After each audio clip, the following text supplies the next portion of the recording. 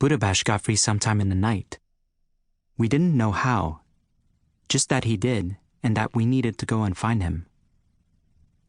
Me and Gul and Zia and Dawood heading out onto the roads of Logar, together, for the first time, hoping to get Budabash back home before nightfall.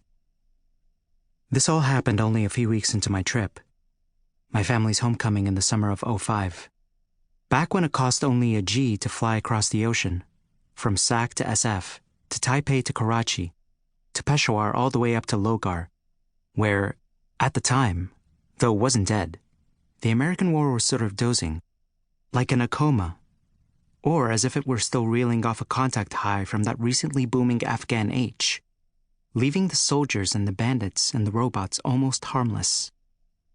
So that all that mattered then for a musafir from America was how he was going to go about killing another hot summer day. Gulbuddin said it would be a 4-man operation. He said it in Pashto because my Farsi was shit. You see? He told me, Jia, and Dawood as we huddled in the orchard before our chase. More than 4 and we'll look like a mob, but any less and we might get jumped.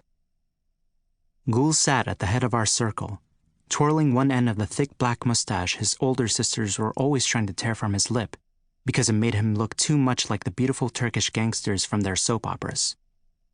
From where he was sitting, up against the mud wall that ran between the courtyard and the orchard, he could spy on all the apple trees, and the cow's pen, and the big blue gate, and even the very corner of the orchard where Budabash once sat and slept and ate my goddamn finger.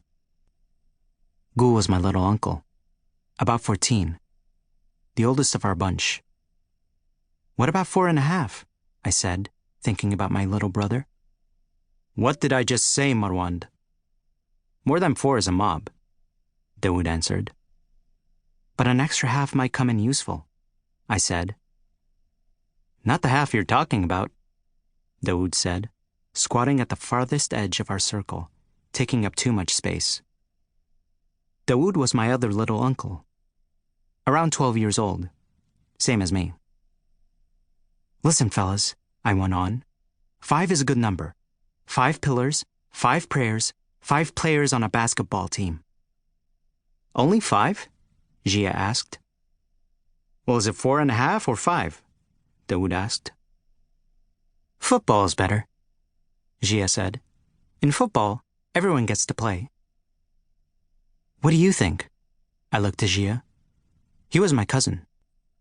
Rahmatullah Mama's oldest kid. Probably 13. Though you can never be too sure with the kids in Logar. But Jia just shrugged his skinny shoulders and aimed the barrels of his fingers at Gulbuddin. Chick-chick, Zia said. Pow pow! And pulled his triggers twice. Gulbuddin nodded at Jia and pressed down on the air with his hands. His eyes, green like duck shit, shifted from us, to the gate, to the courtyard, where the rest of the family still slept. We quieted down. We'll put it to a vote, he said. Raise your hand if you want Gora to come along.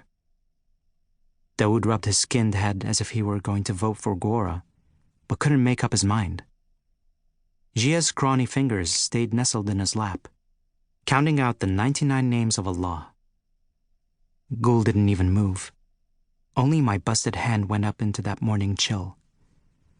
Well, fuck, I muttered in English, and relented to the will of the jirga. With my little brother rejected, I didn't say much else for the rest of the meeting as they shifted, almost rapid fire, from one topic to the next. How to start? Where to look? Where to stop? Where Dawood would sniff? When Zia would pray? What Gul would chance if we met a Marine or a Jinn or a bandit or one of our other uncles who had already gone ahead of us on the chase?